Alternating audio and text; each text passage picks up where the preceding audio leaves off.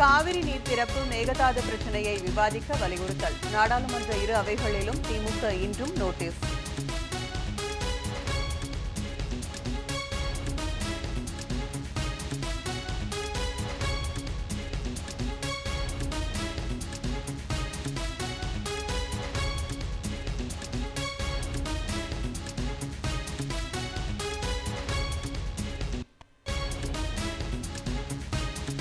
Insurance மோசடி வழக்குகளை விசாரிக்க அனைத்து மாவட்டங்களிலும் சிறப்பு புலன் விசாரணை குழு அமைக்க வேண்டும். தமிழ்நாடு அரசுக்கும் டிஜிபிக்கும் சென்னை உயர்நீதிமன்றம் உத்தரவு.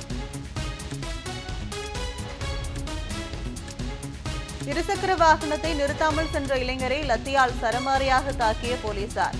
கண் பார்வை திறன் பாதிக்கப்பட்டதால் அதிர்ச்சி. தூத்துக்குடி மாவட்டம் ஆறுமுக நேரியில் வாகன சோதனையின் போது பரபரப்பு.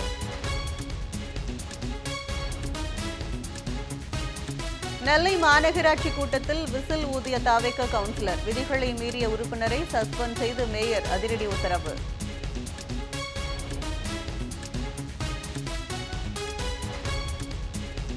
பீகாரில் நடுவழியில் பயணிகள் ரயிலை வழிமறித்து நிறுத்தி குடும்பத்தினரை ஏற்றிய நபர். சமூக வலைதளங்களில் வைரலாகும் வீடியோ. ரயில்வே துறை விசாரணை. ஐநா புதிய பொதுச் செயலாளரை தேர்வு செய்வதற்கான பணிகள் தொடக்கம். உகாண்டா அரசியல் தலைவர் ஒலாரா ஒட்டுனு போட்டி. இன்று ஒரே நாளில் காவிரி மேலாண்மை ஆணையம் மற்றும் காவிரி நீர் ஒழுங்காற்று குழுவின் கூட்டங்கள். காவிரி பிரச்சினையில் திமுக தொடர்ந்த வழக்கு உச்சநீதிமன்றத்தில் நாளை மறுநாள் விசாரணைக்கு வரும் நிலையில் முக்கிய முடிவுகள் எடுக்கப்பட வாய்ப்பு. தேர்வு முறைகேடு தொடர்பாக ஜார்க்கண்ட் அரசு பணி ஆணையத்தின் முன்னாள் தலைவர் கைது. சட்டமன்றம் அருகே மாணவர் பேரணியில் தடியடி, கண்ணீர் புகை குண்டுகள் வீச்சு.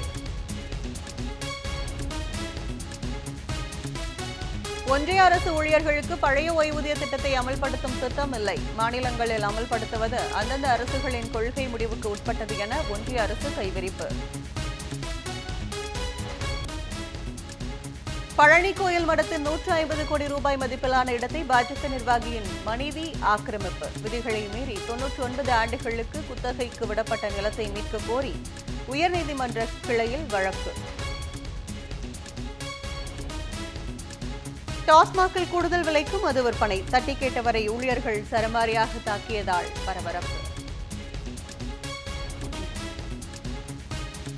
தொழிலதிபர் அனில் அம்பானிக்கு எதிரான 40,000 கோடி ரூபாய் வங்கி மோசடி வழக்கு. டெல்லி சிறப்பு நீதிமன்றத்தில் 2 குற்றப்பத்திரிகைகள் தாக்கல். நிதி மோசடியில் கூட்டுச்சதி நடந்துள்ளதாகவும் குற்றச்சாட்டு. டீசலில் எத்தனால் கலக்கும் சோதனை தோல்வி. எரிபொருள் தீப்பற்றுவதற்கான வெப்பநிலை குறைந்ததால் தற்போதைய முயற்சி நிறுத்தி வைப்பு. தமிழ்நாட்டின் பல்வேறு இடங்களில் பரவலாக மழை. சாலைகள், தாழ்வான பகுதிகளில் மழைநீர் தேங்கியதால் பொதுமக்கள் அவதி. உத்தரகாண்ட் மாநிலத்தில் கொட்டி தீர்க்கும் கனமழை. காட்டாற்று வெள்ளத்தில் அடித்து செல்லப்பட்ட பாலம்.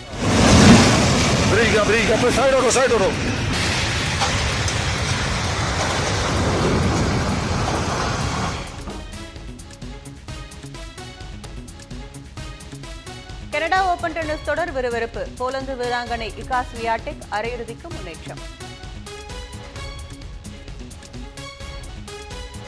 இந்தியாவின் இளம் மகளிர் ஃபிடே மாஸ்டர் தகுதியை பெற்ற தமிழ்நாட்டைச் சேர்ந்த ஷர்வானிகா. திராவிட மாடல் ஆட்சியின் சாம்பியன்ஸ் டெவலப்மெண்ட் ஸ்கீம் திட்டத்தில் பயிற்சி பெற்ற சாதனை. அயர்லாந்து அணிக்கு எதிரான 3வது ஒருநாள் போட்டியில் ஆப்கான் போராடி வெற்றி. 5 போட்டிகள் கொண்ட தொடரில் 2-0 என முன்னிலை. தமிழ்நாட்டின் வடகடலோர மாவட்டங்களில் இன்று பலத்த காற்றுடன் மிதமான மழை பெய்யும். 16ஆம் தேதி வரை மேற்கு தொடர்ச்சி மலை மாவட்டங்களில் மழை பெய்யக்கூடும் என்றும் வானிலை மையம் தகவல்.